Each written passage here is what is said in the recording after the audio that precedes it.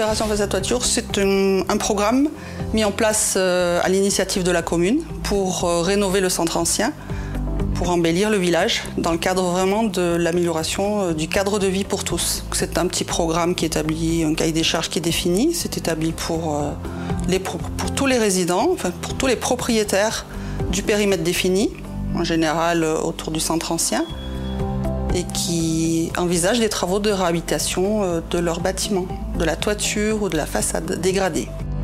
Le Solila ex-Calora, donc le Solila maintenant, accompagne la ville de Guillestre dans l'opération façade toiture depuis 1990. On en est à la 9e opération qui consiste à rénover les toitures du périmètre du centre ancien de Guillestre et de rénover les façades. Et on en est actuellement, au bout de 30 ans de réalisation, on en est à 140 opérations de rénovation qui ont été faites dans la commune. Alors ça ouvre le droit aux personnes à des subventions distribuées au mètre carré de toiture, de 20 à 30 euros le mètre carré, de 20 à 50 euros de façade, avec des bonifications de 10 euros du mètre carré pour les économies d'énergie. Donc ça, c'est un peu l'originalité de ce qu'on fait à Guillestre avec Solila, c'est-à-dire qu'il y a une bonification s'il y a des économies d'énergie en matière de façade toiture et rénovation des façades et rénovation des toitures. Ce sont des opérations qui sont mises en place depuis plusieurs années sur le département. Nous avons entre 20 et 30 communes sur le département qui bénéficient de ces aides.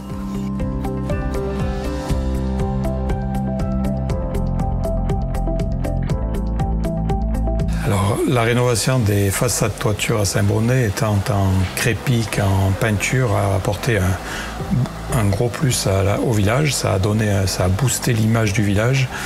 C'est un vieux bourg médiéval et qui a redonné de la couleur au village. Et les façades ont été améliorées nettement et les gens, même qui n'ont pas profité de l'opération, ont pu par la suite s'approprier la chose puisqu'ils ont rénové leur façade, même sans subvention. Ça a donné une dynamique au village. Tout le département, c'est vraiment à l'initiative des élus qui souhaitent mettre en place un programme, un dispositif assez simple, assez souple pour valoriser et accompagner les demandeurs incités par des subventions à rénover les villages. Depuis une vingtaine d'années, depuis les années 2000, on est accompagné par le Solila, donc pour la rénovation du centre-bourg ainsi que des centres des hameaux.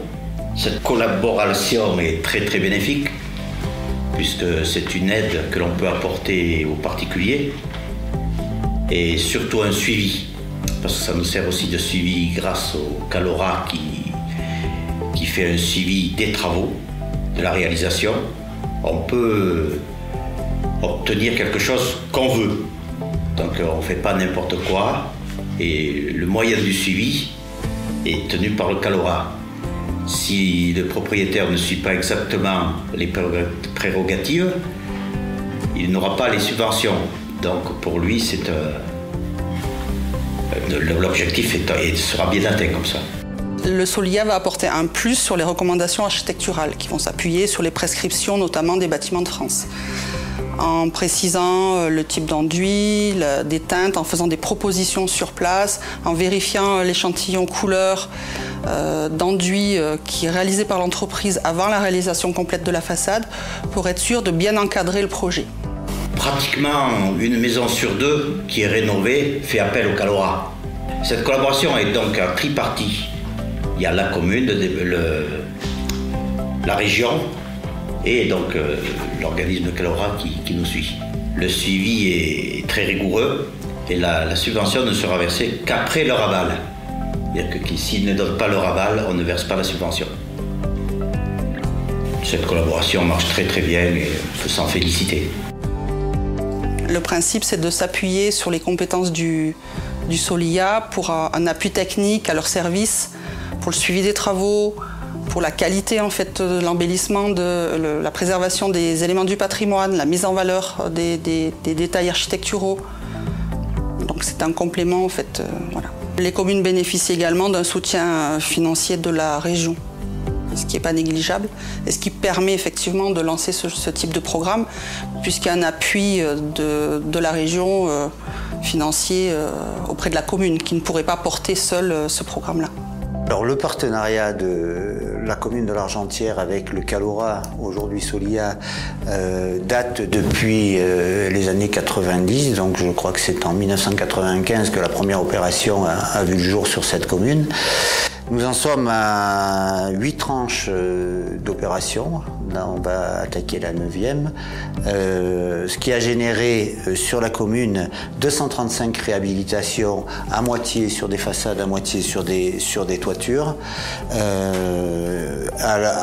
En gros, à une fréquence de 12 réhabilitations par an.